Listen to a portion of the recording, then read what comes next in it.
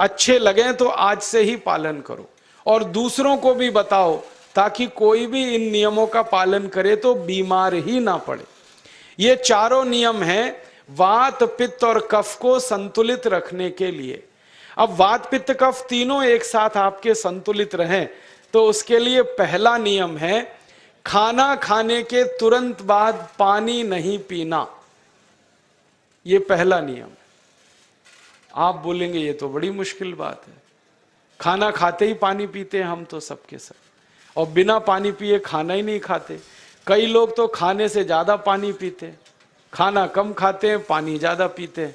ये खाना खाने के बाद पानी कभी भी नहीं पीना, क्योंकि महर्षि भागवत कहते हैं भोजनांते विषम वारी, माने भोजन के अंत में पानी पियो तो जहर के पीने के जैसा है। इसलिए वो कहते हैं कभी भी खाने के तुरंत बाद पानी मत पियो। अब आप मुझे पूछोगे क्यों नहीं पिए, कारण बता दो। कारण मैं बताना चाहता हूं सरल भाषा में। हम जब खाना खाते हैं ना तो पेट में सारा खाना इकट्ठा होता है। पेट में एक स्थान होता है, उसको हम कहते हैं जठर। संस्कृत में, हिंदी में जठर कहते हैं, अंग्रेजी में उसको एपिगैस्ट्रियम कहते हैं, हिंदी में कुछ लोग उसको आमाशय भी कहते हैं। ये जठर छोटा सा स्थान है। आपके पेट में नाभि है ना, उसके लेफ्ट साइड में बाईं तरफ छोटा सा स्थान है।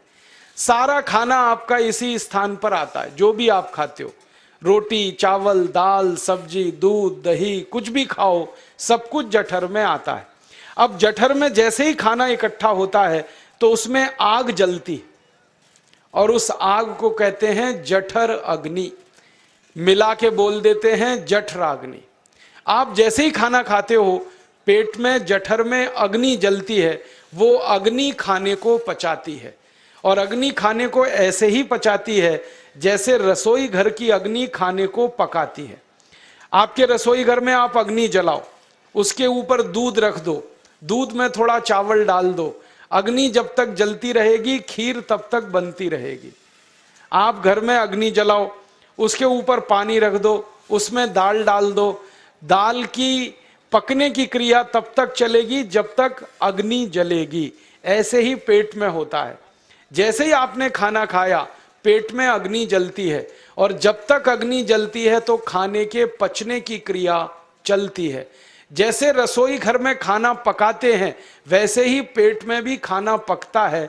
इसी को हम पचने की क्रिया कहते हैं, अंग्रेजी में उसको डाइजेशन कह देते हैं।